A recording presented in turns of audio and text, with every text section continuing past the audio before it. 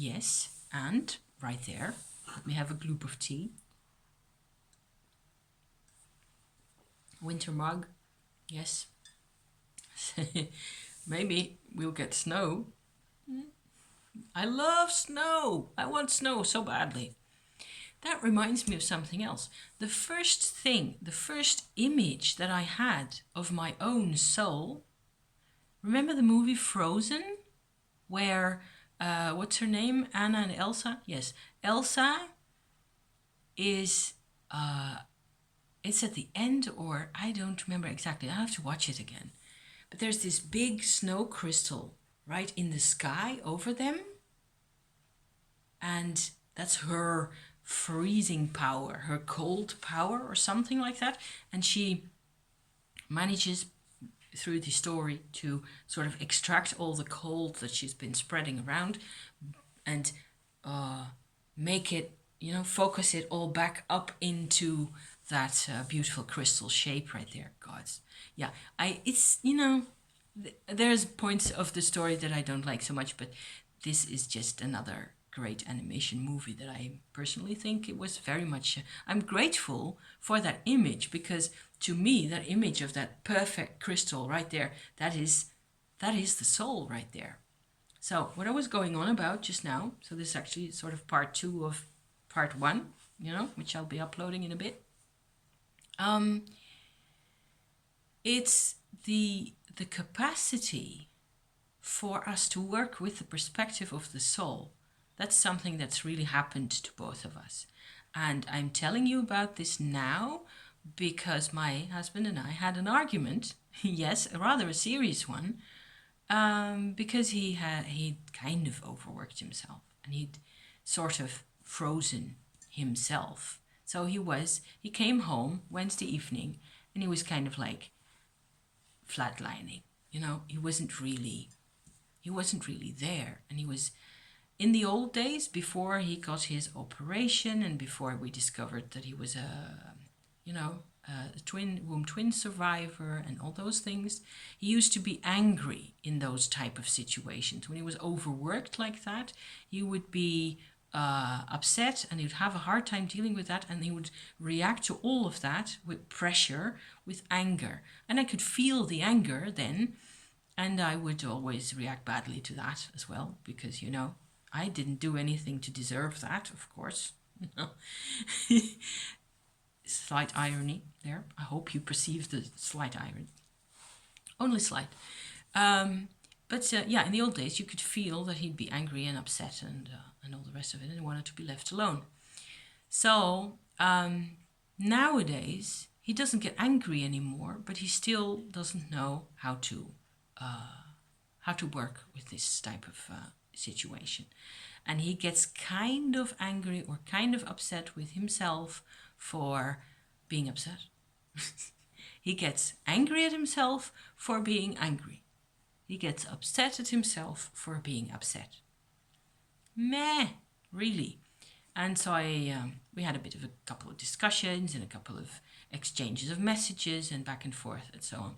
And in the end, he came up with this rather brilliant analysis where it turns out that because he'd been having all this soul contact and he'd apparently really transformed or accessed rather an important part of his identity, he'd gone on from there to his work situation without really closing down or altering his perspective very much. He just went headlong back into the VAT administration business. And so he's phoning right now, and I keep having this message where he's trying to contact me because it's 4:30. I don't know what he wants.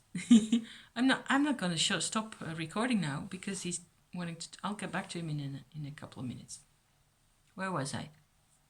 He'd just gone from this magnificent, open, eternal, loving awareness. He goes straight into the office and into the work mode, and because he's got a ton of stuff to do and it all needs to be done today. So I get that, and then it's done, the 31st of October, Halloween, hallelujah, it's done.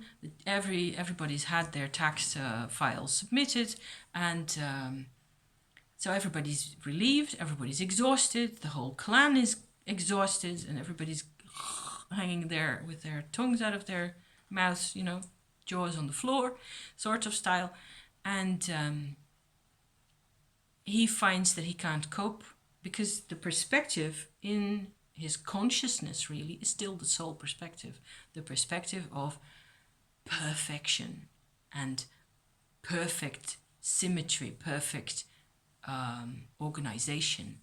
So he's done, really, in those couple of days, really, he's done double the amount of work that he used to do, I think, and with much better levels of efficiency and, so there's lots of progress. But that doesn't mean that it's completely okay for us to handle that type of vibration. It takes time, it takes getting used to.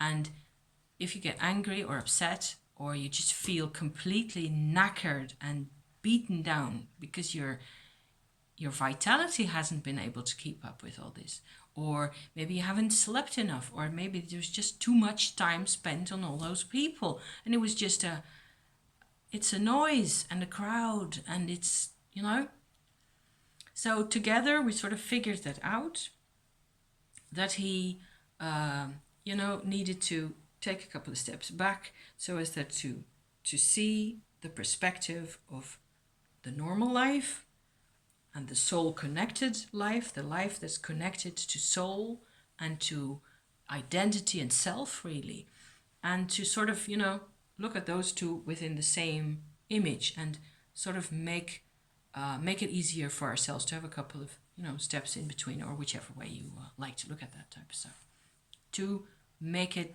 his again. He needed time to make it his own again. And, he didn't have the time before, and now he does. So it'll do itself. It's not a problem, really. But the shift in perspective, this is why I'm always talking about levels of consciousness, because that explains it. There you go. You can see all those different aspects. They need to work together, and they don't often, because we haven't learned how. So the interesting bit about last weekend, so that was before, and why he had this big soul perspective going, is that we had an in-depth discussion of a couple of hours, and I think it was even another session on Sunday morning, where we tried to look at people with problems that we know, people that we care about, and try to figure out from a soul perspective what it is that they really want, what it is that they really are doing.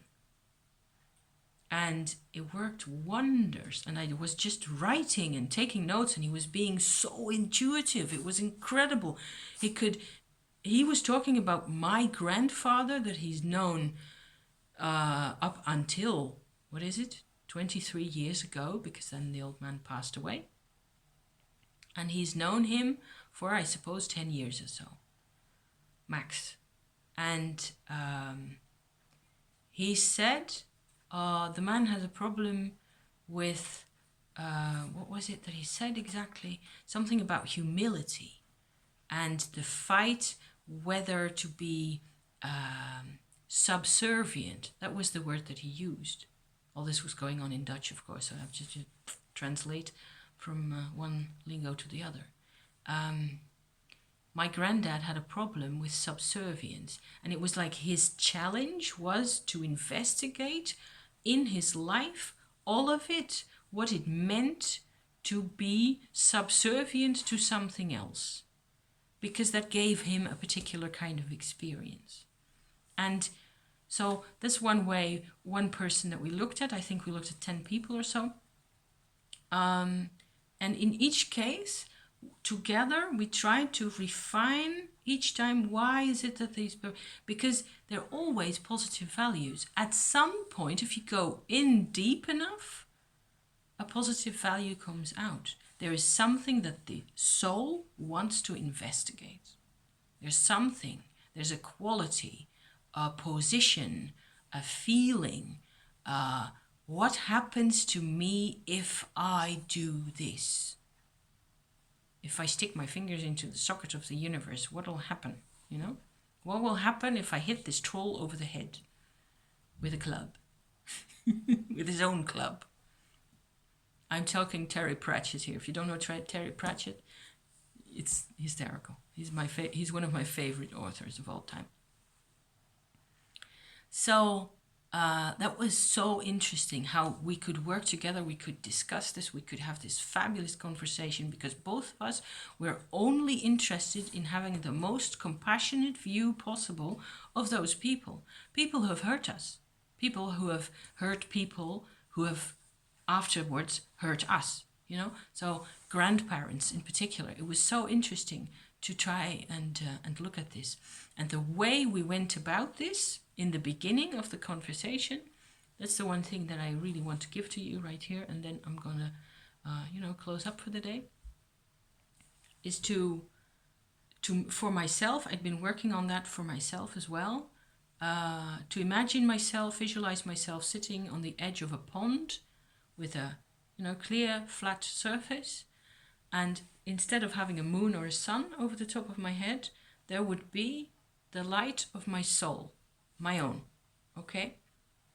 And I was looking at what happens in the water. I could project whatever it was that I needed to see in the water. And I was interested in my own, I was in the bath doing this. Yeah, it was a great exercise, really. That's why I wanted to share it with you just now. To have I wanted to, at that point in the beginning, to see whether I could get more information about my former lives. So my own, okay, my former incarnations. And I discovered doing this visualization that I have had a former life at some point in the deep past, so to speak, where, yes, Poes, I know you're there, where I have had soul contact before. This has happened to me before. Only the terminology I'm using now is different, and I don't know when that is, I don't know where it has been, and it may have been anywhere in the world, really. I had kind of a vague impression of a forest, but I will always have impressions of forests. There's a lot of forests in my former lives, and that is all that I really know. Anyhow, because of, apparently I am, still trying to connect everything to everything. So my soul retrieval story, which I invite you to, have a look at if you haven't already, there's a karma thing, and there's a past lives reconnection, reintegration going on with that, which has been, of such incredible cosmic influence for me in my life, for the way I express myself, for the fact that I'm doing this right now, is it's unfathomable. So I don't know how else to say it. It's just been great. It's been a great journey, all of it, once I got my soul retrieval going. So the notion that I actually have had a former life where I had a soul connection, whether I really called it that at that time, I don't know, but I must have been aware, because you're aware when it's that vibration coming to you. It kind of made sense back then. And then there have been a couple of lives in between that life and this life where I have had no soul contact whatsoever. And I have also at some point come to the conclusion over in the, non-material, non-physical level, that I would, that it would be a good idea for me to split my personality in half, to have one half remain with the woman in the hole in the ground and her child, and the other half of me to separate off from that and incarnate separately a couple of times. So maybe 2-3 times, I don't know, probably twice, and then the third time is this time, where I got to come back into contact with that. And so I'm being such a terrible rambler here. I'm very much afraid nobody will make any sense of this, but I need to share this. I need to share this whole story, and I just hope that if I repeat myself often enough and you guys get to, watch me going on about this from this angle or from this angle, then at some point you will say, oh, now I see what you mean. Now I finally get the idea, which is, so possibly. The meditation, where you have this pond, and the soul is right there, and the reflection or the life inside the pond life, shows you what it is that you want to see. I thought that was pretty interesting and pretty priceless myself, because you can get at levels of understanding that we have never seen before, and also it is a way of working with it, of obtaining experience, of getting to know the processes and the way it feels, and still remain ourselves, remain and or become sovereign human beings, which I think is quite necessary, because the more soul, the more sovereign. And if we do it, then other people get the chance as well. So, there you go. Another lengthy tale. People like this stuff. You like this. It's insane. I'm so glad you're there. You have no idea. It's been a long, long silence, most of which was involuntary.